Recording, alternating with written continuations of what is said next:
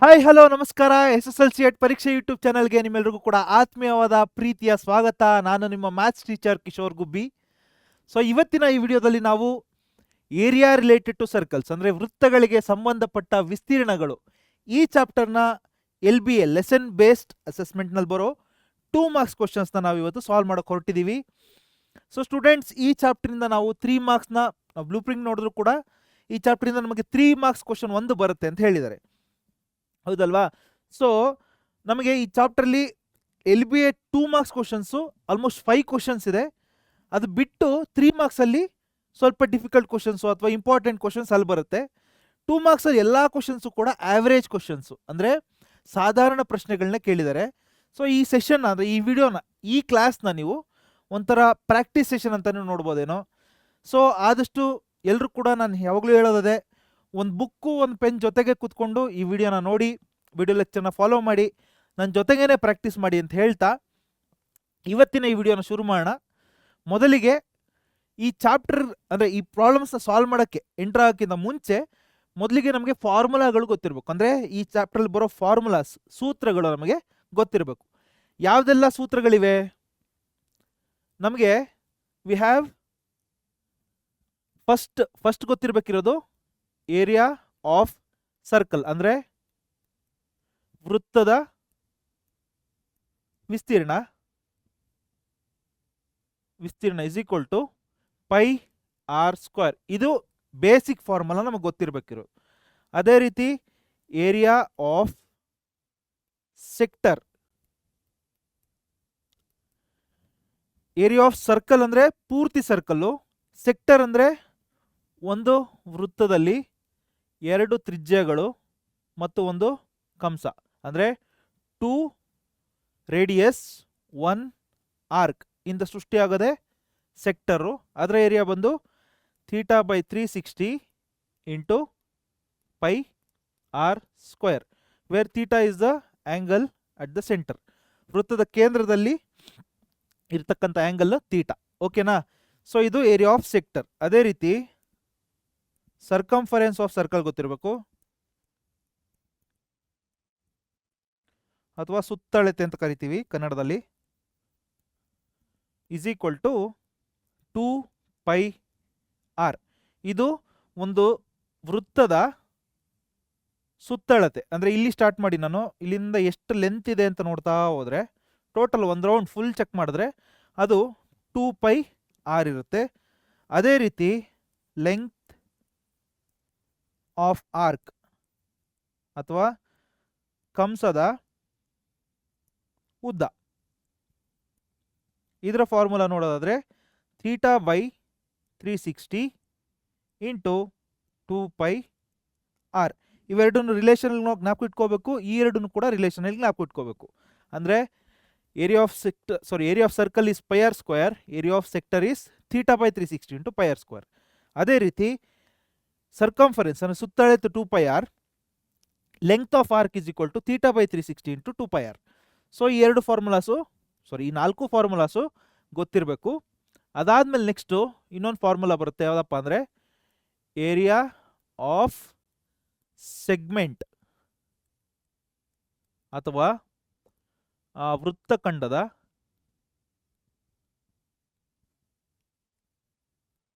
ವಿಸ್ತೀರ್ಣ is equal to area of sector minus area of triangle.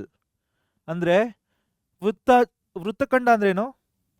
2 ತ್ರಿಜ್ಯಗಳಿವೆ, ಒಂದು ಕಂಸ ಇದೆ. ಇವಾಗ ಒಂದು ಸೆಕ್ಟರ್ ಆಯಿತು, ಅಂದರೆ ತ್ರಿಜ್ಯಾಂತರ ಖಂಡ ಆಯಿತು. ಈ ತ್ರಿಜ್ಯಾಂತರ ಖಂಡದ ಈ 2 ಪಾಯಿಂಟ್ಗಳನ್ನ ನಾನು ಜಾಯಿನ್ ಮಾಡಿದ್ರೆ, 2 ಪಾಯಿಂಟ್ಗಳನ್ನ ಜಾಯಿನ್ ಮಾಡಿದಾಗ ನನಗೆ ಇಲ್ಲೊಂದು ಏರಿಯಾ ಸಿಕ್ತಲ್ಲ, ಇದೊಂದು ಪಾರ್ಟ್ ಆಫ್ ಸರ್ಕಲ್ಲು, ಇದನ್ನು ನಾವು ವೃತ್ತಖಂಡ ಅಂತ ಕರಿತೀವಿ. ಇದ್ರ ಏರಿಯಾ ಕಂಡುಹಿಡಿಯೋದು ಹೇಗೆ? ಈಗಿದೆ, ಇದು ಈ ಥರ ಕಾಣಿಸ್ತಾ ಇದೆ ನಮಗೆ. ಈ ಟ್ರಯಾಂಗಲ್ ಏರಿಯಾನ ತೆಗೆದುಬಿಟ್ರೆ, ಈ ಸೆಕ್ಟರ್ ಏರಿಯಾದಲ್ಲಿ ಟ್ರಯಾಂಗಲ್ ಏರಿಯಾನ ತೆಗೆದುಬಿಟ್ರೆ ನಮಗೆ ಏರಿಯಾ ಆಫ್ ಸೆಗ್ಮೆಂಟ್ ಅಥವಾ ವೃತ್ತಖಂಡದ ವಿಸ್ತೀರ್ಣ ಸಿಗುತ್ತೆ. ಸೊ ಈ 5 ಫಾರ್ಮುಲಾಸು ನಮಗೆ ಗೊತ್ತಿರಬೇಕು ಈ ಚಾಪ್ಟರ್ನ ಪ್ರಾಬ್ಲಮ್ಸ್ನ ಸಾಲ್ವ್ ಮಾಡಲಿಕ್ಕೆ. ಸೊ ಮುಂದಿನ ಸ್ಲೈಡಲ್ಲಿ ಪ್ರಶ್ನೆಗಳನ್ನ ಸಾಲ್ವ್ ಮಾಡೋಕ್ಕೆ ಎಂಟರ್ ಆಗೋಣ. ಮೊದಲನೇ ಪ್ರಶ್ನೆ, ನೀವು ನೋಡ್ಬೋದು ಇಲ್ಲಿ 21ನೇ ಪ್ರಶ್ನೆ 21st ಕ್ವಶನ್ LBA ನಲ್ಲಿ ಆವ್ರೇಜ್ ಕ್ವಶನ್ ಅಂತ ಹೇಳ್ತಾ ಇದ್ದಾರೆ, ಅಂದರೆ ಸಾಧಾರಣ ಪ್ರಶ್ನೆ. ಕ್ವಶನ್ ಒಂದ್ಸರ್ತಿ ಓದೋಣ. In a circle of radius 21 centimetre an arc subtends an angle of 60 degree. ಅಂದರೆ ಒಂದು ವೃತ್ತ ಇದೆ, ಆ ವೃತ್ತದ ಕೇಂದ್ರದಲ್ಲಿ ತ್ರಿಜ್ಯಗಳು 60 ಡಿಗ್ರಿ ಆ್ಯಂಗಲ್ನ ಸಬ್ಟೆಂಡ್ ಮಾಡ್ತಾ ಇದ್ದಾವೆ ಅಂತ. ಓಕೆನಾ? ಎರಡು ತ್ರಿಜ್ಯಗಳನ್ನ ಬರೆದಿದ್ದೀವಿ ಇಲ್ಲಿ. ಪ್ರತಿಯೊಂದು ತ್ರಿಜ್ಯದ್ದು ಲೆಂತ್ ಉದ್ದ 21 ಸೆಂಟಿಮೀಟ್ರ್. ಅಂದರೆ ಈ ತ್ರಿಜ್ಯ ಆಗಲಿ ಅಥವಾ ಈ ರೇಡಿಯಸ್ ಆಗಲಿ ಈ ರೇಡಿಯಸ್ ಆಗಲಿ ಎರಡರದ್ದು 21 ಸೆಂಟಿಮೀಟ್ರ್ ಉದ್ದಗಳಿದೆ. ಸೊ ಇವಾಗ find the length of arc. Length of arc ಅಂದ್ರೇನು? ಕಂಸದ ಉದ್ದ. ಸೊ ಕಂಸದ ಉದ್ದಕ್ಕೆ ಫಾರ್ಮುಲಾ ಕಂಸದ ಉದ್ದ ಅಥವಾ length of arc is equal to theta by 360 into 2πr. ಇದು ನಮ್ಮ ಫಾರ್ಮುಲಾ. ಆರ್ ಬೇಕು, ಆರ್ ಕೊಟ್ಟಿದ್ದಾರೆ, ರೇಡಿಯಸ್ 21 ಸೆಂಟಿಮೀಟರ್ ಅಂತ. ಥೀಟಾ ಬೇಕು, ಥೀಟಾ 60 ಡಿಗ್ರಿ ಅಂತ ಕೊಟ್ಟಿದ್ದಾರೆ. ಸೊ ಇನ್ನು ಮಿಕ್ಕಿದೆಲ್ಲ ಡೇಟಾ ಇಲ್ಲೇ ಇದೆ. So we are going to substitute directly. Theta ಎಷ್ಟು? 60 divided by 360 into 2 into pi. ಅಂದರೆ ನಮಗೆ ಗೊತ್ತು, ಅಕಸ್ಮಾತ್ ಇಲ್ಲೆಲ್ಲೂ ಕೊಟ್ಟಿಲ್ಲ ಅಂತ ಹೇಳಿದ್ರೆ, ಕ್ವಶನಲ್ಲಿ ಕೊಟ್ಟಿಲ್ಲ ಅಂದರೆ we have to substitute 22/7 into r ಅಂದರೆ ಕೊಟ್ಟಿದ್ದಾರೆ 21 ಸೆಂಟಿಮೀಟರ್ ಅಂತ. We have just substituted. ನಮ್ಗೆ ಏನೇನು ವ್ಯಾಲ್ಯೂಸ್ ಕೊಟ್ಟಿದ್ರು ಅದನ್ನು ಫಾರ್ಮುಲಾ ಸಬ್ಸ್ಟಿಟ್ಯೂಟ್ ಮಾಡಿದ್ದೀವಿ. ಸೊ ಇಷ್ಟು ಅರ್ಥ ಆಗಿದೆಲ್ಲ ಮಕ್ಕಳ? So it is simple. Next 0 cancel ಮಾಡೋಣ. 6 1s 6, 6 36, ಕರೆಕ್ಟ್ ಅಲ್ವಾ? Next 7 1s 7, 7 3s 21, 2 1s 2, 2 3s 6. ಇಲ್ಲಿ 3 1s 3 1s. So 1 1s cancel ಆಗುತ್ತೆ. ನೆಕ್ಸ್ಟ್ ಉಳಿಯೋದನ್ನು 22 so 22 centimetre is our length of this arc. ಅಂದರೆ ಈ ಪಾಯಿಂಟ್ ನಾನು ಎ ಅಂತ ಕರ್ಕೊಂಡ್ರೆ, ಈ ಪಾಯಿಂಟ್ನ ಬಿ ಅಂತ ಕರೆದ್ರೆ, ಎ ಬಿ ಲೆಂತ್ ಇದೆಯಲ್ಲ, ಇದು ನಮಗೆ 22 ಸೆಂಟಿಮೀಟರ್ ಅಂತ ಅರ್ಥ. ಸೊ ಇದೇ ನಮ್ಮ ಫೈನಲ್ ಆನ್ಸರು. ಸೊ ನಿಮ್ಗೆ ಅರ್ಥ ಆಗಿದೆ ಅಂತ ಅಂದ್ಕೊಂಡಿದ್ದೀನಿ. ಮುಂದಿನ ಪ್ರಶ್ನೆಗೆ ಮೂವ್ ಆನ್ ಆಗ್ಬೋದು. ಓಕೆ, ಸಿಂಪಲ್ ಆಗಿದೆ, ತುಂಬ ತಲೆ ಕೆಡಿಸ್ಕೊಳ್ಳೋ ಅವಶ್ಯಕತೆ ಇಲ್ಲ. ನೆಕ್ಸ್ಟ್ ಪ್ರಶ್ನೆ ಏನು ಅಂತ ಹೋಗೋಣ. In a circle of radius 4 centimetre an arc subtends an angle of 45 degree at the center. ಅಂದರೆ ಒಂದು ವೃತ್ತ ಇದೆ, ವೃತ್ತದ ಕೇಂದ್ರದಲ್ಲಿ, ಈ ವೃತ್ತದ ತ್ರಿಜ್ಯ ಎಷ್ಟು ಅಂದರೆ ರೇಡಿಯಸ್ ಎಷ್ಟು? 4 ಸೆಂಟಿಮೀಟರ್. ಅದನ್ನು ಬರೆಯೋಣ ನಾವು, 4 ಸೆಂಟಿಮೀಟರ್. ಇದೇ ರೀತಿ ಎರಡು ತ್ರಿಜ್ಯಗಳಿವೆ, ಯಾಕಂದರೆ ಎರಡು ತ್ರಿಜ್ಯಗಳು ಸೇರಿ ತಾನೇ ಆ್ಯಂಗಲ್ ಆಗೋದು. ಸೊ ಈ ರೀತಿ ಎರಡು ತ್ರಿಜ್ಯಗಳಿವೆ, ಇದು ಕೂಡ 4 ಸೆಂಟಿಮೀಟ್ರೆ. ಈ ಆ್ಯಂಗಲ್ಲು 45 ಡಿಗ್ರಿ ಇದೆ ಅಂತ ಹೇಳ್ತಾ ಇದ್ದಾರೆ ಅವರು. So the angle subtended by this arc, ಅಂದರೆ ಈ ಪಾಯಿಂಟು ಇಲ್ಲಿಂದ ಇಲ್ಲಿಗೆ ಲೆಂತ್ ಇದೆಯಲ್ಲ, ಇದು ಒಂದು ಆರ್ಕ್ ಅಲ್ವಾ? ಈ ಆರ್ಕಿಂದ ಸೆಂಟ್ರಲ್ಲಿ ಸಬ್ಟೆಂಡ್ ಆಗಿರೋ ಆ್ಯಂಗಲ್ಲು 45 ಡಿಗ್ರಿ. 4 ಸೆಂಟಿಮೀಟರ್ ತ್ರಿಜ್ಯವಿರುವ ಒಂದು ವೃತ್ತದಲ್ಲಿ ಒಂದು ವೃತ್ತ ಕಂಸವು ವೃತ್ತ ಕೇಂದ್ರದಲ್ಲಿ 45 ಡಿಗ್ರಿ ಕೋನವನ್ನು ಉಂಟು ಮಾಡಿದರೆ ತ್ರಿಜ್ಯಾಂತರ ಖಂಡದ ವಿಸ್ತೀರ್ಣವನ್ನು ಕಂಡುಹಿಡಿಯಿರಿ. Find the area of sector. ಅಂದರೆ ಈ ಸೆಕ್ಟರ್ನ, ಈ ಜಾಗದ ವಿಸ್ತೀರ್ಣ ಕಂಡುಹಿಡಿಬೇಕು ನಾವು, ಅಥವಾ we have to find the area of this sector. ಹೆಂಗೆ ಮಾಡೋದು? ಡೈರೆಕ್ಟ್ ಫಾರ್ಮುಲಾ ಇದೆ ನಮಗೆ. What is the formula? Area of sector formula ಏನು? ಏರಿಯಾ ಆಫ್ ಸೆಕ್ಟರ್ ಅಥವಾ ತ್ರಿಜ್ಯಾಂತರ ಖಂಡದ ವಿಸ್ತೀರ್ಣ is equal to theta divided by 360. Area of sector ಫಾರ್ಮುಲಾದಲ್ಲಿ ಇಂಟು ಪೈ ಆರ್ ಸ್ಕ್ವೇರ್ ಬರುತ್ತೆ. ಅಲ್ಲಿ ಮುಂಚೆ ನಮಗೇನು ಬಂದಿತ್ತು? ಈ ಲೆಂತ್ ಆಫ್ ಆರ್ಕಲ್ಲಿ 2πr ಬರುತ್ತೆ. ಇಲ್ಲಿ ಏರಿಯಾ ಆಫ್ ಸೆಕ್ಟರ್ ಟೈಮಲ್ಲಿ ನಮಗೆ πr ಸ್ಕ್ವೇರ್ ಬರುತ್ತೆ. ಸೊ ಇಷ್ಟೇ ಡಿಫ್ರೆನ್ಸು. ಸೊ ನೆಕ್ಸ್ಟ್ ಕಂಟಿನ್ಯೂ ಮಾಡೋಣ. ಕಂಟಿನ್ಯೂ ಅಂದರೆ we are just going to substitute the values. ಏನೇನೆಲ್ಲ ವ್ಯಾಲ್ಯೂಗಳನ್ನ ಕೊಟ್ಟಿದ್ದಾರೆ, ದತ್ತಾಂಶ ಏನು ಕೊಟ್ಟಿದ್ದಾರೆ ಪ್ರಶ್ನೆಯಲ್ಲಿ ಅದನ್ನೆಲ್ಲ ಸಬ್ಸ್ಟಿಟ್ಯೂಟ್ ಮಾಡೋಣ. r = 4 ಸೆಂಟಿಮೀಟರ್ ಅಂತ ಕೊಟ್ಟಿದ್ದಾರೆ, ಥೀಟಾ = 45 ಡಿಗ್ರಿ ಅಂತ ಕೊಟ್ಟಿದ್ದಾರೆ. ಸೊ ಡೈರೆಕ್ಟಾಗಿ ಸಬ್ಸ್ಟಿಟ್ಯೂಟ್ ಮಾಡಿ. ಥೀಟಾ ಜಾಗದಲ್ಲಿ 45 ಡಿವೈಡೆಡ್ ಬೈ 360 ಇಂಟು ಪೈ ಅಂದರೆ ಪೈ ವ್ಯಾಲ್ಯೂ ಏನೋ ಕೊಟ್ಟಿಲ್ಲ. So we are going to take 22/7 into R square ಇದೆ ಅಂದರೆ 4 ಸ್ಕ್ವಯರ್ ವಿಚ್ ಈಸ್ 4 × 4 ಅಂತ ಬರ್ಕೋಬೋದು. ಓಕೆ ಅಲ್ವಾ, ಇದು ಅರ್ಥ ಆಗಿದೆಯಾ? ನೆಕ್ಸ್ಟ್ ಇವಾಗ ಕ್ಯಾನ್ಸಲ್ ಮಾಡೋಣ. ಈ ಎರಡೂ ಸಂಖ್ಯೆಗಳು ಯಾವುದರಿಂದ ಭಾಗತ್ತೆ ಅಥವಾ ಭಾಗಿಸ್ಬೋದು ನಾವು? 9 5 45, 9 4 ಕರೆಕ್ಟ್ ಅಲ್ವಾ? 9 4 36, ಮುಂದೆ ಒಂದು 0 ಹಿಂಗೆ ಬರ್ತೀನಿ. ಸೊ ಇವಾಗ ಮತ್ತೆ 5 1 5, 8 40 ಕರೆಕ್ಟಾ? ಇವಾಗ ಈ 4 ಇಂದ 4 1 4, 2 2 1 2 2. ಸೊ ಇವಾಗ ಉಳಿದಿದ್ದೇನೋ 22 ಇಂಟು ಇದೆಲ್ಲ ಕ್ಯಾನ್ಸಲ್ ಆಯಿತು. 22 ಇಂಟು ಡಿವೈಡೆಡ್ ಬೈ 7 ಉಳಿತು. 22 ಇಂಟು 2 ಡಿವೈಡೆಡ್ ಬೈ 7 ಅಥವಾ 44 ಡಿವೈಡೆಡ್ ಬೈ 7. ಇದನ್ನು ಕ್ಯಾನ್ಸಲ್ ಮಾಡಿ ನೀವು. 7 1 7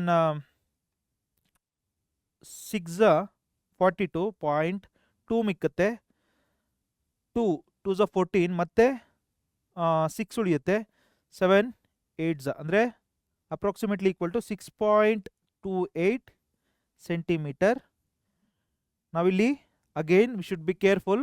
ಅವ್ರು ಕೇಳಿರೋದು ಏರಿಯಾ, ಸೊ ಸೆಂಟಿಮೀಟರ್ ಸ್ಕ್ವಯರ್ ಅಂತ ಹಾಕಬೇಕು. ಅರ್ಥ ಆಯ್ತಾ? ಇದು ಏನು ಮಾಡಿದ್ವಿ? ಡೈರೆಕ್ಟ್ ಫಾರ್ಮುಲಾ ಬರೆದ್ವಿ. ದತ್ತಾಂಶ ಏನು ಕೊಟ್ಟಿರೆ ಅಥವಾ ನಮಗೆ ಗಿವನ್ ಡೇಟಾ ಏನು ಕೊಟ್ಟಿದ್ದಾರೆ ಅದನ್ನೆಲ್ಲ ತೊಗೊಂಡೋಗಿ ಸಬ್ಸ್ಟಿಟ್ಯೂಟ್ ಮಾಡಿದ್ವಿ ನಮ್ಮ ಫಾರ್ಮುಲಾದಲ್ಲಿ. ಸಿಂಪ್ಲಿಫೈ ಮಾಡ್ತಾ ಹೋದರೆ 6.28 ಆನ್ಸರ್ ಸಿಕ್ತು. ಈಸಿ ಅಲ್ವಾ? ಭಾಳ ಸಿಂಪಲ್ ಆಗಿದೆ. ಡೈರೆಕ್ಟ್ ಫಾರ್ಮುಲಾದಲ್ಲಿ ಸಬ್ಸ್ಟಿಟ್ಯೂಟ್ ಮಾಡಿ ಆನ್ಸರ್ ತೆಗೆಯೋದು. ಸೊ ನೆಕ್ಸ್ಟ್ ಪ್ರಶ್ನೆಗೆ ಮೂವ್ ಆನ್ ಆಗೋಣ. 23ನೇ ಪ್ರಶ್ನೆ.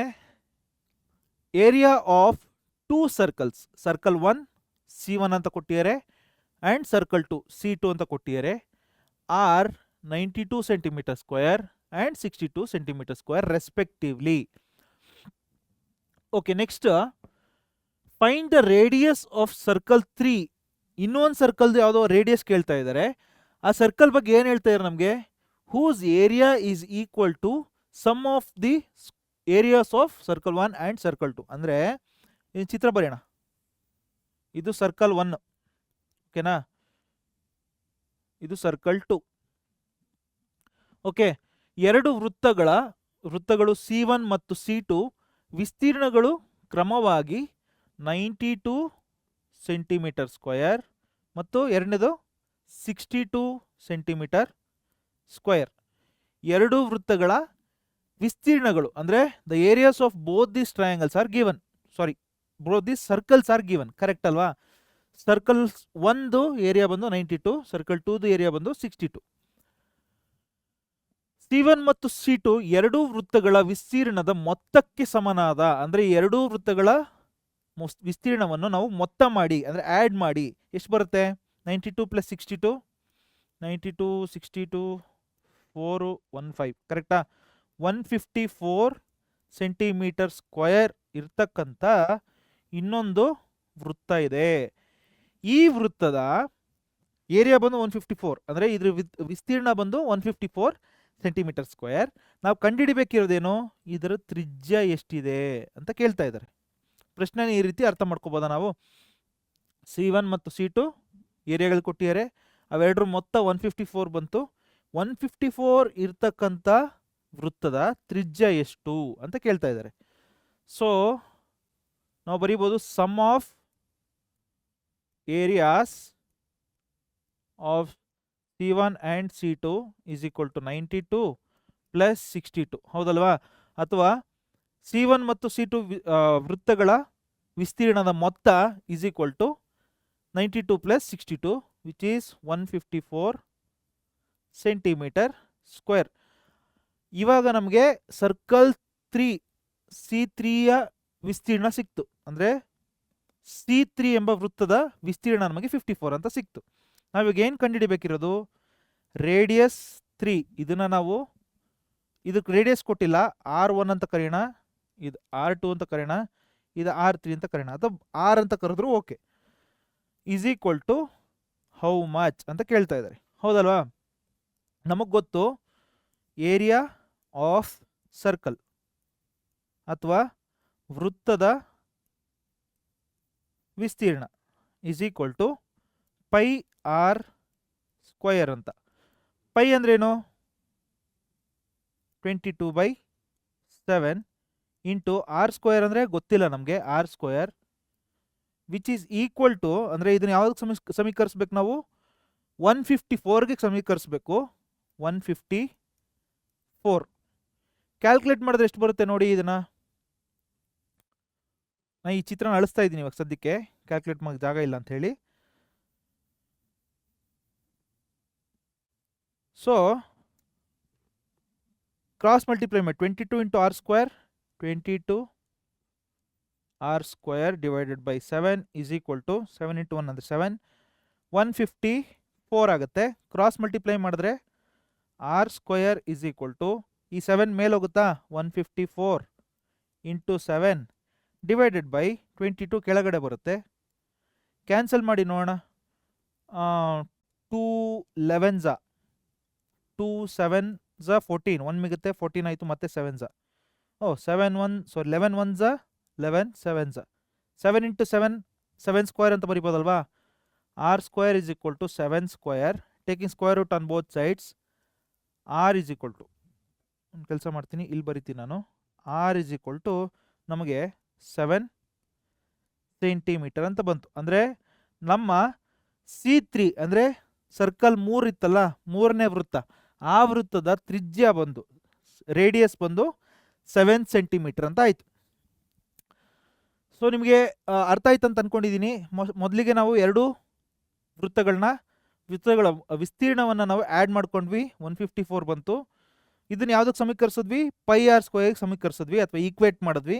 ಸೊ ಈಕ್ವೇಟ್ ಮಾಡಿದಾಗ 22/7 into R square is equal to 154. Cross multiply ಮಾಡಿ ಸಿಂಪ್ಲಿಫೈ ಮಾಡಿದ್ರೆ ಆರ್ ವ್ಯಾಲ್ಯೂ ನಮಗೆ 7 ಸೆಂಟಿಮೀಟರ್ ಸಿಗುತ್ತೆ. I hope you have understood this question. ಭಾಳ ಈಸಿ ಇದೆ. ಇಲ್ಲಿ ಆ್ಯಕ್ಚುಲಿ ನಾವೆಲ್ಲೂ 10th ಬರೋ ಸೆಕ್ಟರ್ ಆಗಲಿ ಅಥವಾ ಸೆಗ್ಮೆಂಟ್ ಆಗಲಿ ಅದನ್ನೇನು ಬಳಸಿಲ್ಲ. ಇಲ್ಲಿ ಬರೀ ನಮಗೆ ಪೈ ಆರ್ ಸ್ಕ್ವೇರ್ ಅಥವಾ ನಾವು ಮುಂಚೆ ಏನೋದಿದ್ವಿ ಸರ್ಕಲ್ಸ್ ಚಾಪ್ಟ್ರಲ್ಲಿ ಆ ಕಾನ್ಸೆಪ್ಟ್ ಮಾತ್ರ ಬಳಸಿರೋದು. ಅಂದರೆ area of circle is equal to pi R square ಅನ್ನೋ ಫಾರ್ಮುಲಾ ಏನಿದೆ ಅದನ್ನು ಮಾತ್ರ ಬಳಸಿದ್ದೀವಿ. So it is very simple. So next ಬಗ್ಗೆ ಮೂವ್ ಆಗೋಣ ನಾವು. ಏನಿದೆ ನೆಕ್ಸ್ಟ್ ಪ್ರಶ್ನೆ? 24th question. The length of the minute hand in a clock. ಒಂದು ಗಡಿಯಾರ ಇದೆ, ಆ ಗಡಿಯಾರದಲ್ಲಿ ಮಿನಿಟ್ ಹ್ಯಾಂಡ್ ಅಂದರೆ ಮಿನಿಟ್ ಹ್ಯಾಂಡ್ ಉದ್ದದ ಚಿಕ್ಕದ? ಲಾಂಗ್ ಇರುತ್ತಲ್ಲ ಅದು ಚಿಕ್ಕದು ಗಂಟೆ ತೋರಿಸುತ್ತೆ, ಉದ್ದದ್ದು ಮಿನಿಟ್ಸ್ನ ಅಂದರೆ ನಿಮಿಷಗಳನ್ನ ತೋರಿಸುತ್ತೆ, ಕರೆಕ್ಟ್ ಅಲ್ವಾ? ಈಸ್ 14 ಸೆಂಟಿಮೀಟರ್ ಅಂದರೆ ಅದ್ರ ಉದ್ದ ಎಷ್ಟು? 14 ಸೆಂಟಿಮೀಟರ್. ಬರೀ ಗಡಿಯಾರದ ಮುಳ್ಳನ್ನ ಮಾತ್ರ ಬರಿತಾ ಇದ್ದೀನಿ. 14 ಸೆಂಟಿಮೀಟರ್ ಇದೆ, ಓಕೆನಾ? ಇದೇನು ಮಾಡ್ತಾ ಇದೆ? Find the area swept by the minute hand in 10 minutes. ಅಂದರೆ ಫಾರ್ ಎಕ್ಸಾಂಪಲ್ ಇವಾಗ 12ರಲ್ಲಿತ್ತು ಅಂತ ಇಟ್ಕೋಣ. 10 ನಿಮಿಷ ಮುಂದಕ್ಕೆ ಹೋಗ್ಬೇಕಂದ್ರೆ ಗಡಿಯಾರದಲ್ಲಿ ಉದ್ದ ಮುಳ್ಳು 2 ನಂಬರ್ಗಳನ್ನ ದಾಟಬೇಕು, ಹೌದಲ್ವಾ? 12ರಿಂದ 1ಕ್ಕೆ ಹೋಗ್ಬೇಕು, 1ರಿಂದ 2ಕ್ಕೆ ಹೋಗ್ಬೇಕು, ಆವಾಗ 10 ನಿಮಿಷ ಆಗಿದೆ ಅಂತ ಅರ್ಥ. ಹಂಗಂದ್ರೆ ಇಲ್ಲಿ 1 ಇದೆ, ಇಲ್ಲಿ 2 ಇದೆ ಅಂತ ಇಟ್ಕೋಣ. ಈ ಗಡಿಯಾರದ ಮುಳ್ಳು ಇಲ್ಲಿಗೆ ಬಂದಿದೆ, ಇವಾಗ ರೌಂಡ್ ಶೇಪಲ್ಲಿ ಮೂವ್ ಆಗ್ತಿದೆ, ಹೌದಲ್ವಾ? ಹಿಂಗೆ ಮೂವ್ ಆಗ್ತಾ ಇದೆ ಅದು. ಈ ಏರಿಯಾ ಇದೆಯಲ್ಲ ಇದನ್ನು ಕಂಡುಹಿಡೀರಿ ಅಂತ ಹೇಳ್ತಾ ಇದ್ದಾರೆ. ನೀವು ಇದನ್ನು ಗಮನಿಸಿದ್ರೆ ಇದೊಂದು ತ್ರಿಜ್ಯ, ಇದೊಂದು ತ್ರಿಜ್ಯ, ಇದೊಂದು ರೇಡಿಯಸ್ಸು, ಇದೊಂದು ರೇಡಿಯಸ್ಸು, ಇದೊಂದು ಆರ್ಕ್ ಅಂದರೆ ಕಂಸ. 2 ತ್ರಿಜ್ಯಗಳು, ಒಂದು ಕಂಸ, 2 ಸೇರಿ ಏನಾಗುತ್ತೆ? ತ್ರಿಜ್ಯಾಂತರ ಖಂಡ ಆಗುತ್ತೆ. ಅಥವಾ 2 radius 1 arc forms a sector. ಒಂದು ಸೆಕ್ಟರ್ನ ಫಾರ್ಮ್ ಮಾಡುತ್ತೆ, ಹೌದಲ್ವಾ? ಅಂದರೆ ನಾವು ಯಾವ ಫಾರ್ಮುಲಾ ಯೂಸ್ ಮಾಡಬೇಕಿಲ್ಲಿ? Area of sector is equal to theta by 360 into pi R square. ಫಾರ್ಮುಲಾದಲ್ಲಿ ಆರ್ ಬೇಕು, ಆರ್ ಕೊಟ್ಟಿಯಾರಾ 14 ಸೆಂಟಿಮೀಟರ್ ಅಂತ ಕೊಟ್ಟಿಯಾರ ಅವ್ರು. ಬಟ್ ಆದರೆ ಈ ತೀಟಾ ಇದೆಯಲ್ಲ, ತೀಟಾನ ಕೊಟ್ಟಿಲ್ಲ. ನಾವೇ ಈ ರೀತಿ ಪ್ರಶ್ನೆ ಕೊಟ್ಟಾಗ ತೀಟಾನ ವ್ಯಾಲ್ಯೂ ಕಂಡುಹಿಡ್ಕೋಬೇಕಾಗುತ್ತೆ. ಹೆಂಗೆ ಕಂಡುಹಿಡಿಯೋದು ತೀಟಾ ವ್ಯಾಲ್ಯೂ? ಒಂದು ಗಡಿಯಾರ, ನಿಮ್ಮ ಮನೇಲಿ ಗಡಿಯಾರ ಇರುತ್ತಲ್ವ, ಅದನ್ನು ನೀವು ನೋಡ್ಬೋದು. ಗಡಿಯಾರದಲ್ಲಿ ಟೋಟಲು 12 1 2 3 4 5 6 7 8 9 10 11 ಟೋಟಲ್ ನಂಬರ್ಸ್ ಎಷ್ಟಿದೆ? 1ರಿಂದ 12ರವರೆಗೂ, ಅಂದರೆ 1 2 3 4 ಆ ಥರ 12 ಭಾಗಗಳಾಗಿ ಗಡಿಯಾರನ ಡಿವೈಡ್ ಮಾಡಿದ್ದಾರೆ, ಹೌದಲ್ವಾ? ಒಂದು ವೃತ್ತದಲ್ಲಿ complete angle full circle round ಹೊಡೆದ್ರೆ ಎಷ್ಟು ಡಿಗ್ರಿ ಇರುತ್ತೆ? 360 ಡಿಗ್ರಿ. ಈ 360 ಡಿಗ್ರಿನ 12 ಭಾಗವಾಗಿ ಡಿವೈಡ್ ಮಾಡಿದ್ದಾರೆ. ಅಂದರೆ ಒಂದೊಂದು ಭಾಗದಲ್ಲಿ ಎಷ್ಟು ಡಿಗ್ರಿ ಇರುತ್ತೆ ಅಂತ ಕಂಡುಹಿಡಿಬೋದು ನಾವು. ಹೆಂಗೆ? 360 ಡಿವೈಡೆಡ್ ಬೈ 12 ಎಷ್ಟಾಗುತ್ತೆ ನೋಡಿ? 360 ಡಿವೈಡೆಡ್ ಬೈ 12 ಅಂದರೆ 12 1 12, 3 36, 0 ಅಂದರೆ 30 ಡಿಗ್ರಿ ಆಯಿತು. ಅಂದರೆ ಈಗ 12ರಿಂದ ಈ ಗಡಿಯಾರದ ಮುಳ್ಳು 1ಕ್ಕೆ ಹೋದರೆ ಈ ಆ್ಯಂಗಲ್ಲು 30 ಡಿಗ್ರಿ ಇರುತ್ತೆ. ಕಾಣಿಸ್ತಿಲ್ಲ ಅನ್ಸುತ್ತೆ, ಇನ್ನೊಂದು ಸರ್ತಿ ನಾನು ಬರಿತೀನಿ. ಇಲ್ಲಿ ನೋಡಿ, ಗಡಿಯಾರದ ಮುಳ್ಳು 12ರಿಂದ 1ಕ್ಕೆ ಅಥವಾ 1ರಿಂದ 2ಕ್ಕಾಗಲಿ 2ರಿಂದ 3ಕ್ಕಾಗಲಿ ಯಾವುದೇ ಒಂದು ನಂಬರಿಂದ ಅದರ ನೆಕ್ಸ್ಟ್ ನಂಬರ್ಗೆ ಹೋದರೆ ಇದ್ರ ಮಧ್ಯೆ ಆಗ್ತಿರೋ ಆ್ಯಂಗಲ್ ಬಂದು 30 ಡಿಗ್ರಿ. ಬಟ್ ಆದರೆ ನಮಗೆ ಕೊಟ್ಟಿರೋದು ಒಂದಲ್ಲ 2 ಮೂಗಳಾಗಿದೆ. ಅಂದರೆ ಗಡಿಯಾರದ ಮುಳ್ಳು 12ರಿಂದ 1ಕ್ಕೆ ಹೋಗಿದೆ, 1ರಿಂದ 2ಕ್ಕೂ ಹೋಗಿದೆ. 10 ನಿಮಿಷ ಮೂವ್ ಆಗಿರೋದ್ರಿಂದ ಇಲ್ಲಿಗೆ ಬಂದಿದೆ ಇವಾಗ, ಕರೆಕ್ಟ್ ಅಲ್ವಾ? ಇಲ್ಲಿಗೆ ಬಂದಿರೋದ್ರಿಂದ ನಮ್ಮ ಆ್ಯಂಗಲ್ ಎಷ್ಟಾಯಿತು? 1ಕ್ಕೆ 30 ಡಿಗ್ರಿ, 2ಕ್ಕೆ 60 ಡಿಗ್ರೀಸ್. ಅಂದರೆ 5 ಮಿನಿಟ್ಸ್ ಹೋದರೆ 30 ಡಿಗ್ರಿ, 10 ಮಿನಿಟ್ಸ್ ಹೋದರೆ 60 ಡಿಗ್ರೀಸ್. 10 ಮಿನಿಟ್ಸ್ಗೆ 60 ಡಿಗ್ರಿಗಳು. ಅಂದರೆ ನಮ್ಮ ತೀಟಾ ಎಷ್ಟಾಯಿತು?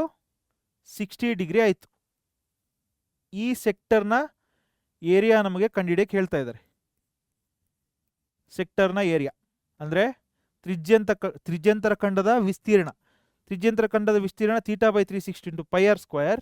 ಥೀಟಾ ವ್ಯಾಲ್ಯೂ ನಮಗೆ 60 ಬಂತು. 60 ಡಿವೈಡೆಡ್ ಬೈ 360 ಇಂಟು ಪೈನ ವ್ಯಾಲ್ಯೂ ಏನಾದ್ರು ಕೊಟ್ಟಿದ್ದಾರೆ ನೋಡಿ, ಪೈ ವ್ಯಾಲ್ಯೂ ಏನು ಕೊಟ್ಟಿಲ್ಲ ಇಲ್ಲಿ. ಸೊ 22/7 ಇಂಟು ಆರ್ ಸ್ಕ್ವೇರ್ ಅಂದರೆ 14 square. R is equal to 14 ಅಂತ ಕೊಟ್ಟಿದ್ದಾರೆ. ಸೊ 14 ಇಂಟು 14 ಅಂತ ಬರ್ಕೋತೀನಿ, ಸ್ಪ್ಲಿಟ್ ಮಾಡಿ ಬರ್ಕೋತೀನಿ. 14 ಸ್ಕ್ವೇರ್ ಅಂತ ಬರೆಯೋದಕ್ಕಿಂತ 14 ಇಂಟು 14 ಆ ರೀತಿ ಬರ್ಕೊಂಡ್ರೆ ಕ್ಯಾಲ್ಕುಲೇಟ್ ಮಾಡೋಕ್ಕೆ ಈಸಿ. 0 0 ಕ್ಯಾನ್ಸಲ್ ಮಾಡೋಣ. 6 1 6, 6 ನೆಕ್ಸ್ಟ್ ಏನು ಮಾಡ್ಬೋದು? 7 1 7, 2 14, 2 1 2, 3 6. ನೆಕ್ಸ್ಟ್ ಏನೋ ಕ್ಯಾನ್ಸಲ್ ಮಾಡ್ಬೋದಾ? 22 ಇಂಟು 14 ಡಿವೈಡೆಡ್ ಬೈ 3 ಇದೆ. 22 ಇಂಟು 14 ಎಷ್ಟು ಬರುತ್ತೆ? 22 ಇಂಟು 14 88, 22 8 0 1 ಕ್ಯಾರಿ 3 ಅಂದರೆ 308 ಡಿವೈಡೆಡ್ ಬೈ 3 ನಮ್ಮ ಆನ್ಸರು. ಇದನ್ನ ಹಿಂಗೆ ಬಿಡ್ಬೋದು ಅಥವಾ ಕ್ಯಾನ್ಸಲ್ ಮಾಡಿ. 3 1 3 0 2.66 ಡಾಟ್ ಡಾಟ್ ಡಾಟ್ ಅಂದರೆ ನಮ್ಮ ಫೈನಲ್ ಆನ್ಸರ್ ಎಷ್ಟು ಬಂತು? 102 102.66 dot dot dot centimetre square. ಇದು ನಮ್ಮ ತ್ರಿಜ್ಯಂತರ ಖಂಡದ ವಿಸ್ತೀರ್ಣ. ಪಾಯಿಂಟ್ ನಾವು ಸ್ವಲ್ಪ ಕ್ಲೀನಾಗಿ ಬರೆಯೋಣ.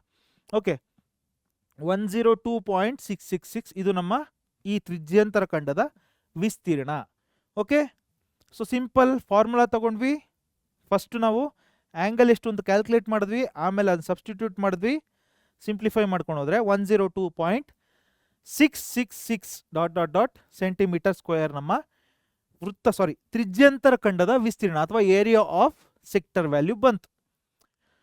So area swept by the minute hand ಅಂದರೆ ನಮ್ಮ ನಿಮಿಷದ ಮುಳ್ಳು ಕ್ರಮಿಸಿದ ಜಾಗದ ವಿಸ್ತೀರ್ಣ 102.66 ಸೆಂಟಿಮೀಟರ್ ಸ್ಕ್ವೇರ್. ಸೊ ಈಸಿ ಇದಲ್ಲ ಸ್ಟೂಡೆಂಟ್ಸ್, ಭಾಳ ಸಿಂಪಲ್ ಆಗೇ ಸಾಲ್ವ್ ಮಾಡ್ಬೋದು. ನೋಡ್ಬೋದು ಇಲ್ಲಿ 25th ಕ್ವಶನ್, 25ನೇ ಪ್ರಶ್ನೆ. ಇದನ್ನು ಅವರು ಆವ್ರೇಜ್ ಅಂತ ಹೇಳ್ತಾ ಇದ್ದಾರೆ. ಇದನ್ನು ಮಾಡೆಲ್ ಕ್ವಶನ್ ಪೇಪರ್ 2025ರಲ್ಲಿ ಕೊಟ್ಟಿದ್ದಂಥ ಕ್ವಶನ್ ಇದು. ಓಕೆನಾ, ಸಾಧಾರಣ ಪ್ರಶ್ನೆ ಈ ರೀತಿ ಇದೆ. Find the area of the quadrant of a circle whose radius is 20 centimetre and also find the perimeter of the quadrant. ಮತ್ತೆ ಕನ್ನಡದಲ್ಲಿ ಒಂದ್ಸರ್ತಿ ಓದೋಣ. 20 ಸೆಂಟಿಮೀಟರ್ ತ್ರಿಜ್ಯವುಳ್ಳ ವೃತ್ತ ಚತುರ್ಥಕದ ಅಂದ್ರೆ ಹೇಳ್ತೀನಿ ಏನಂತ, ವಿಸ್ತೀರ್ಣವನ್ನು ಹಾಗೂ ಆ ಚತುರ್ಥಕದ ಸುತ್ತಳತೆಯನ್ನು ಕಂಡುಹಿಡಿಯಿರಿ ಅಂತ ಹೇಳ್ತಾ ಇದ್ದಾರೆ. ಈ ಚತುರ್ಥಕ ಅಥವಾ ಕ್ವಾಡ್ರೆಂಟ್ ಅಂದರೆ ಅರ್ಥ ಏನು? ನಾವು ಕೋಆರ್ಡಿನೇಟ್ ಜಾಮಿಟ್ರಿಲಿ ಫಸ್ಟ್ ಕ್ವಾಡ್ರೆಂಟ್, ಸೆಕೆಂಡ್ ಕ್ವಾಡ್ರೆಂಟ್ ಅಂತೆಲ್ಲ ನೋಡಿದ್ವಿ. ಕ್ವಾಡ್ರೆಂಟ್ ಅಂದ್ರೆ ಅರ್ಥ ಏನಂದರೆ, ಒಂದು ಪ್ಲೇನ್ ಶೀಟೇ ಇರಲಿ ಅಥವಾ ಯಾವುದೇ ಒಂದು ಆಕಾರ ಇರಲಿ, ಆಕಾರನ 4 ಭಾಗಗಳಾಗಿ, 4 ಈಕ್ವಲ್ ಭಾಗಗಳಾಗಿ ಡಿವೈಡ್ ಮಾಡಿದಾಗ ಒಂದೊಂದು ಭಾಗನ ನಾವು ಕ್ವಾಡ್ರೆಂಟ್ ಅಂತ ಕರಿತೀವಿ. ಹಂಗಂದ್ರೆ ಅರ್ಥ ಆಗ್ಲಿಲ್ವಾ? ಡಯಾಗ್ರಾಮಲ್ಲಿ ನೋಡೋಣ. ವೃತ್ತ ಇದೆ ಇಲ್ಲಿ, ಇದು ವೃತ್ತದ ಕೇಂದ್ರ. ಸೊ ಇವಾಗ ಈ ವೃತ್ತನ ನಾನು 4 ಈಕ್ವಲ್ ಪಾರ್ಟ್ಸಾಗಿ ಡಿವೈಡ್ ಮಾಡಬೇಕು. ಪಿಜ್ಜಾ 4 ಪಾರ್ಟ್ಸಾಗಿ ಡಿವೈಡ್ ಮಾಡ್ಬೋದು. 4 ಜನ ಇದ್ದೀವಿ, ಡಿವೈಡ್ ಮಾಡ್ಬೇಕಾದ್ರೆ ಹೆಂಗೆ ಮಾಡ್ತೀವಿ? ಒಂದು ಸ್ಟ್ರೈಟ್ ಲೈನ್ ಹಿಂಗೆ ಎಳಿತೀವಿ, ಒಂದು ಸ್ಟ್ರೈಟ್ ಲೈನ್ ಈ ರೀತಿ ಹೇಳ್ತೀವಿ. 4 ಈಕ್ವಲ್ ಪಾರ್ಟ್ಸ್ ಆಗುತ್ತಾ? ಈ ರೀತಿ 4 ಈಕ್ವಲ್ ಪಾರ್ಟ್ಸ್ ಆದಾಗ ಇದು ಒಂದು ಕ್ವಾಡ್ರೆಂಟು. ಕೋಆರ್ಡಿನೇಟ್ ಜಾಮಿಟ್ರಿಲಿ ಇದನ್ನ ಫಸ್ಟ್ ಕ್ವಾಡ್ರೆಂಟ್ ಅಂತ ಕರೆದಿದ್ವಿ, ಸೆಕೆಂಡ್, ಥರ್ಡ್, ಫೋರ್ತ್ ಅಂತ. ಬಟ್ ಇನ್ ದಿಸ್ ಕೇಸ್ ಇದೊಂದು ಕ್ವಾಡ್ರೆಂಟು, ಇದೊಂದು 4, ಟೋಟಲ್ 4 ಕ್ವಾಡ್ರೆಂಟ್ಗಳಿರುತ್ತೆ. ಒಂದು ಚತುರ್ಥಕ, 2ನೇ ಚತುರ್ಥಕ, 3ನೇ ಚತುರ್ಥಕ, 4ನೇ ಚತುರ್ಥಕ. ಸೊ ಇವಾಗ ಇವ್ರು ಹೇಳ್ತಾ ಇದ್ದಾರೆ, ಈ ಒಂದು ಕ್ವಾಡ್ರೆಂಟಿನ ವಿಸ್ತೀರ್ಣ ಕಂಡುಹಿಡಿಯಿರಿ ಅಂತ ಹೇಳ್ತಾ ಇದ್ದಾರೆ. ಟೋಟಲ್ ಆ್ಯಂಗಲ್ 360 ಅಂತ ನಮ್ಗೆ ಗೊತ್ತು. ಟೋಟಲ್ ಆ್ಯಂಗಲ್ ವೃತ್ತದಲ್ಲಿ 360 ಡಿಗ್ರಿಗಳಂತ ಗೊತ್ತು. ಎಷ್ಟು ಪಾರ್ಟಾಗಿ ಡಿವೈಡ್ ಮಾಡಿದ್ದಾರೆ? 4 ಪಾರ್ಟಾಗಿ ಡಿವೈಡ್ ಮಾಡಿದ್ದಾರೆ. ಅಂದರೆ 360 ಡಿಗ್ರಿಗಳನ್ನ 4 ಪಾರ್ಟಾಗಿ ಡಿವೈಡ್ ಮಾಡಿದರೆ 4 1s 4 9s ಈ 0 ಇಲ್ಲಿಗೆ ಬರುತ್ತೆ. ಹಂಗಂದರೆ ಒಂದೊಂದು ಕ್ವಾಡ್ರೆಂಟು ಕೂಡ 90 degree 90 degree 90 degree 90 degree, total 360 degree ಆಗುತ್ತೆ. ಸೊ ಹಂಗಂದ್ರೆ ಇಲ್ಲಿ ಕೊಟ್ಟಿರಲಿಲ್ಲ ಆ್ಯಕ್ಚುಲಿ, ಅದಕ್ಕೆ ನಾನು ಹೇಳಿದೆ. ಅವರು ನಮಗೆ they have not given the value of theta, ನಮ್ಮ ಥೀಟಾ ವ್ಯಾಲ್ಯೂ ಕೊಟ್ಟಿಲ್ಲ. ಅವ್ರು ಏನು ಹೇಳ್ತಾರೆ? ಕ್ವಾಡ್ರೆಂಟ್ ಅಂತ ಹೇಳ್ತಾರೆ. ಈ ಕ್ವಾಡ್ರೆಂಟ್ ಅನ್ನೋದು ಕ್ಲೂ ನಮಗೆ ಸೆಂಟ್ರಲ್ ಆ್ಯಂಗಲ್ ಕಂಡುಹಿಡಿಯೋದಕ್ಕೆ ಅಥವಾ ಕೇಂದ್ರದಲ್ಲಿರ್ತಕ್ಕಂಥ ಕೋನವನ್ನು ಕಂಡುಹಿಡಿಯೋದಕ್ಕೆ ಇವ್ರು ಹೇಳಿರ್ತಕ್ಕಂಥ ಕ್ಲೂ ಏನು? ಕ್ವಾಡ್ರೆಂಟ್ ಅಥವಾ ಚತುರ್ಥಕ ಅಂತ ಹೇಳಿದ್ದಾರೆ. ಅದನ್ನು ಯೂಸ್ ಮಾಡ್ಕೊಂಡು ನಾವು ಈ 90 ಡಿಗ್ರಿ ಡಿರೈವ್ ಮಾಡ್ಕೋತೀವಿ. Theta is equal to 90 degree. Okay, ಇನ್ನೇನು ಡೇಟಾ ಕೊಟ್ಟಿದ್ದಾರೆ? R is equal to 20 centimetre ಅಂತ ಹೇಳ್ತಾ ಇದ್ದಾರೆ. ಇಲ್ಲಿ 2 ಪ್ರಶ್ನೆಗಳಿದೆ. ಒಂದು, find the area of quadrant. Quadrant is nothing but sector, ಅಂದರೆ ತ್ರಿಜ್ಯಾಂತರ ಖಂಡ. ಸೊ ಈ ತ್ರಿಜ್ಯಾಂತರ ಖಂಡದ ವಿಸ್ತೀರ್ಣ ಕಂಡುಹಿಡಿಯಬೇಕು. ಜೊತೆಗೆ also find the perimeter of the quadrant ಅಂತ ಹೇಳ್ತಾ ಇದ್ದಾರೆ. ಆ ಪೆರಿಮೀಟರ್ ಆಫ್ ದಿ ಕ್ವಾಡ್ರೆಂಟ್ ಹೆಂಗೆ ಕಂಡುಹಿಡಿಯೋದು ನೋಡೋಣ. First area of quadrant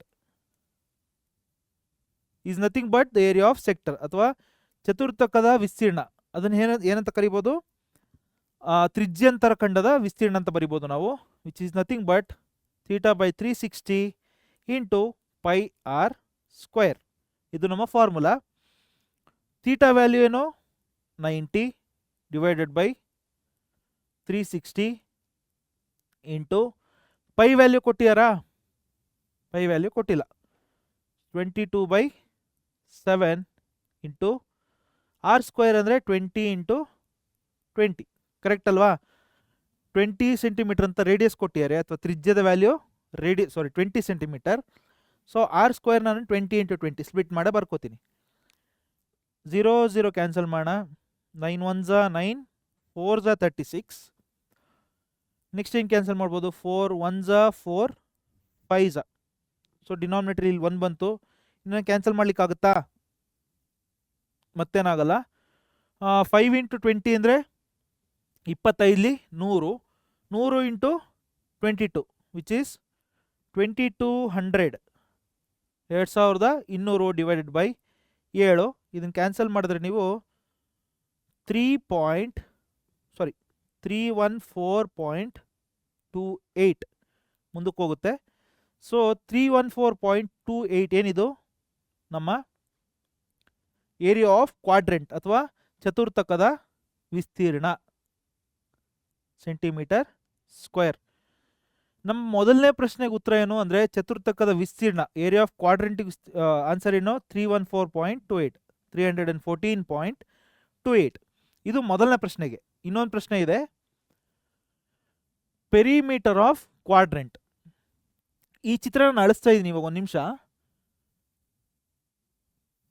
quadrant ಯಾವ ರೀತಿ ಕಾಣಿಸ್ತಿದೆ ನಮಗೆ? How does our quadrant look? ನಮ್ಮ ಕ್ವಾಡ್ರೆಂಟ್ ನಮಗೆ ಈ ರೀತಿ ಕಾಣಿಸ್ತಿದೆ, ಹೌದಲ್ವಾ? ಈ ರೀತಿ ಕಾಣಿಸ್ತಿದೆ ಒಂದು ಕ್ವಾಡ್ರೆಂಟು. ಇದರ ಸುತ್ತಳತೆ ಅಂದ್ರೇನು? ಯಾವುದೋ ಒಂದು ಪಾಯಿಂಟಲ್ಲಿ, ಫಾರ್ ಎಕ್ಸಾಂಪಲ್ ಇಲ್ಲಿ ಈ ಪಾಯಿಂಟಲ್ಲಿ ನಾನು ಸ್ಟಾರ್ಟ್ ಮಾಡ್ತೀನಿ, ಈ ದಾರಿ ಮೇಲೆ ನಡ್ಕೊಂಡು ಹೋಗ್ತೀನಿ, ಈ ಲೈನ್ ಮೇಲೆ ನಡ್ಕೊಂಡು ಹೋಗ್ತೀನಿ, ಇಲ್ಲಿವರೆಗೆ ಬನ್ನ. ನೆಕ್ಸ್ಟ್ ಹಿಂಗೆ ಟರ್ನ್ ಆಗ್ತೀನಿ, ನೆಕ್ಸ್ಟು ಹಿಂಗೆ ಕರ್ಡ್ ಪಾತಲ್ಲಿ ನಡ್ಕೊಂಡು ಹೋಗ್ತೀನಿ. ಈ ಕರ್ಡ್ ಪಾತ್ ಇದೆಯಲ್ಲ, ಇದೇನಿದು? ಲೆಂಗ್ತ್ ಆಫ್ ಆರ್ಕ್, ಹೌದಲ್ವಾ? ನಮ್ಮ ಕಂಸದ ಉದ್ದ ಇದು. ಜೊತೆಗೆ ಇದು ಈ ಲೆಂತ್ ಇದೆಯಲ್ಲ, ಇದೇನಿದು? This is nothing but hour radius, ತ್ರಿಜ್ಯ. ಇದು ಕೂಡ ಒಂದು ತ್ರಿಜ್ಯ, ಇದೊಂದು ತ್ರಿಜ್ಯ, ಮತ್ತೆ ಇದು ಕಂಸದ ಉದ್ದ. ಸೊ ಹಂಗಂದ್ರೆ ಪೆರಿಮೀಟರ್ ಆಫ್ ಕ್ವಾಡ್ರೆಂಟ್ ಅಂದರೆ ಬರೀ ನಾವು ಕಂಸದ ಉದ್ದ ಕಂಡುಹಿಡಿಬಾರ್ದು. ನಾವು ಕಂಡುಹಿಡಿಬೇಕಿರೋದೇನು? ಒಂದು ತ್ರಿಜ್ಯ, ಇನ್ನೊಂದು ತ್ರಿಜ್ಯ ಮತ್ತು ಕಂಸದ ಉದ್ದ, ಎಲ್ಲದರ ಮೊತ್ತ. ಅಂದರೆ we should add radius plus length of arc. So ಹಂಗಂದ್ರೆ ಫಾರ್ಮುಲಾ ಏನಾಗುತ್ತೆ ನಮಗೆ? ಪೆರಿಮೀಟರ್ ಆಫ್ ಕ್ವಾಡ್ರೆಂಟ್, ಕನ್ನಡದಲ್ಲಿ ಹೇಳೋದಾದ್ರೆ ಚತುರ್ಥಕದ ಸುತ್ತಳತೆ is equal to radius r plus length of arc. ಇದನ್ನೇ ಕನ್ನಡದಲ್ಲಿ ಹೆಂಗೆ ಹೇಳೋದು? ತ್ರಿಜ್ಯ ಪ್ಲಸ್ ಕಂಸದ ಉದ್ದ. ಏನಿದು? ನಮ್ಮ ಚತುರ್ಥಕದ ಸುತ್ತಳತೆ. ಓಕೆ, ಇದು ಫಾರ್ಮುಲಾ ಸಬ್ಸ್ಟಿಟ್ಯೂಟ್ ಮಾಡೋಣ. ರೇಡಿಯಸ್ ಅಂದರೆ 20 ಸೆಂಟಿಮೀಟರ್ ಪ್ಲಸ್ ಮತ್ತು ಇನ್ನೊಂದು 20 ಸೆಂಟಿಮೀಟರ್. ಯಾಕೆ 20? 2 ಸರ್ತಿ ಬರಿತಾ ಇದ್ದೀನಿ. ಇಲ್ಲೊಂದು ರೇಡಿಯಸ್ ಇದೆ, ಹಿಂಗೊಂದು ರೇಡಿಯಸ್ ಇದೆ, 20 + 20 ಪ್ಲಸ್ ಲೆಂತ್ ಆಫ್ ಆರ್ಕ್. ಎಷ್ಟು? ಲೆಂತ್ ಆಫ್ ಆರ್ಕ್ಗೆ ಫಾರ್ಮುಲಾ ಇದೆ. What is that formula? θ/360 × 2πr, ಹೌದಲ್ವಾ? ಇದು ನಮ್ಮ ಲೆಂತ್ ಆಫ್ ಆರ್ಕ್ನ ಫಾರ್ಮುಲಾ. ನಾನು ಇವಾಗ ಸದ್ಯಕ್ಕೆ ಇದನ್ನು ಅಳಿಸ್ತಾ ಇದ್ದೀನಿ. ಸೊ ಲೆಂತ್ ಆಫ್ ಆರ್ಕ್ನ ಫಾರ್ಮುಲಾ ಬಂದು θ/360 × 2πr, ಹೌದಲ್ವಾ? ಇವಾಗ 20 + 20 40 ಆಯಿತು, ಪ್ಲಸ್ ಥೀಟಾ ಅಂದರೆ 90 / 360 ಇಂಟು 2 ಇಂಟು ಪೈ ಅಂದರೆ 22/7 ಇಂಟು ಆರ್ ಅಂದರೆ 20. 1s 4s ಆಲ್ರೆಡಿ ಕ್ಯಾಲ್ಕುಲೇಟ್ ಮಾಡಿದ್ವಿ. 4 1s 4 5s, ಕರೆಕ್ಟ್ ಅಲ್ವಾ? 5 2s 10, 10 ಇಂಟು 22 ಅಂದರೆ 220 ಇಸ್ ಈಕ್ವಲ್ ಟು, ಇದನ್ನು ಬ್ರ್ಯಾಕೆಟಲ್ಲಿ ಬರ್ಕೋಣ ಸೇಫರ್ ಸೈಡ್, 40 ಪ್ಲಸ್ 220 / 7. 22/7 ಏನು ಬರುತ್ತೆ? 3.14 ಬರುತ್ತೆ. 220/7 ಅಂದರೆ 31.4 ಬರುತ್ತೆ. 42 ವಿಚ್ ಈಸ್ 40 ಪ್ಲಸ್ 31.42. ಇದು ಹೆಂಗೆ ಬರ್ದೆ ನಾನು? 22/7 ಅಂದರೆ ಪೈ ವ್ಯಾಲ್ಯೂ 3.1428, ಹೌದಲ್ವಾ? ಸೊ ಹಂಗೆ ನಾನು 22 ಇಲ್ಲ, ಇಲ್ಲಿ 220 ಇದೆ, ಅಂದರೆ 10 ಮಲ್ಟಿಪ್ಲೈ ಆಗಿದೆ. ಸೊ ಅದಕ್ಕೆ ನಾನು ಏನು ಬರೆದೆ? 3.14 ಬರಲಿಲ್ಲ, 31.42 ಬರೆದೆ.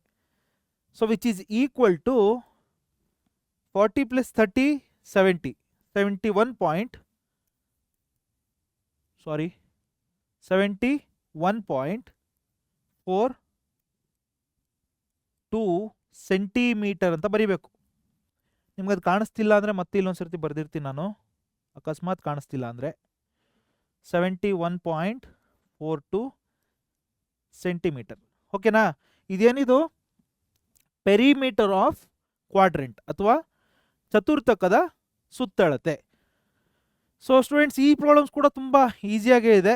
ಒಂದೇನಂದರೆ ಸ್ವಲ್ಪ ಕೇರ್ಫುಲ್ ಆಗಿರಬೇಕು. ಕ್ವಾಡ್ರೆಂಟ್ ಅಂದರೆ ಏನಂತ ಗೊತ್ತಿರಬೇಕು. ಆಮೇಲೆ ಇಲ್ಲಿ ಕನ್ಫ್ಯೂಸ್ ಆಗಬಾರ್ದು. ಅವ್ರು ಕೇಳ್ತಿರೋದು ಪೆರಿಮೀಟರ್ ಅಂದರೆ 2 ರೇಡಿಯಸ್ ಕೂಡ ಆ್ಯಡ್ ಆಗ್ತವೆ. ಓಕೆನಾ? ಇದೊಂದು ಸ್ವಲ್ಪ ಟ್ರಿಕ್ಕಿ ಪಾರ್ಟ್ ಬಿಟ್ಟರೆ ಇನ್ನು ಸಾಲ್ವಿಂಗ್ ಎಲ್ಲ ಭಾಳ ಈಸಿಯಾಗಿದೆ. I think you have understood. ಏನೋ ಡೌಟ್ಸ್ ಇದ್ರೆ ಅಗೇನ್ ಕಾಮೆಂಟ್ ಬಾಕ್ಸಲ್ಲಿ ಕೇಳಿ ಅಂತ ಹೇಳ್ತಾ, ಸೊ ಮುಂದಿನ ಪ್ರಶ್ನೆ ಇಲ್ಲ. ಸೊ ಇಲ್ಲಿಗೆ ನಮ್ಮ ಈ ವಿಡಿಯೋನ ಎಂಡ್ ಮಾಡೋಣ. ನೆಕ್ಸ್ಟ್ ಇದೇ ರೀತಿ 3 ಮಾರ್ಕ್ಸ್ ಕ್ವಶನ್ ಜೊತೆ ಆದಷ್ಟು ಬೇಗ ನಾನು ಮತ್ತೆ ನಿಮ್ಮ ಹತ್ರ ಬರ್ತೀನಿ. ಸೊ ಚೆನ್ನಾಗಿ ಕಲಿಯೋಣ, ಒಳ್ಳೆ ಸ್ಕೋರ್ ಮಾಡೋಣ, ಚೆನ್ನಾಗಿ ಪ್ರಾಕ್ಟೀಸ್ ಮಾಡಿ ಇವಾಗಿಂದನೇ. ಎಕ್ಸಾಮ್ ಹತ್ರ ಬರ್ತಾ ಇದೆ, ಒಳ್ಳೆ ಸ್ಕೋರ್ ಮಾಡೋಕ್ಕೆ ಒಂದು ಸ್ಫೂರ್ತಿ ಸಿಗಲಿ ನಿಮ್ಮೆಲ್ರಿಗೆ ಅಂತ ಹೇಳ್ತಾ, ಸೊ ನೆಕ್ಸ್ಟ್ ವಿಡಿಯೋದಲ್ಲಿ ಸಿಗೋಣ. ನಿಮ್ಮ ಸಾಧನೆ ನಮ್ಮ ಗೆಲುವು. Thank you.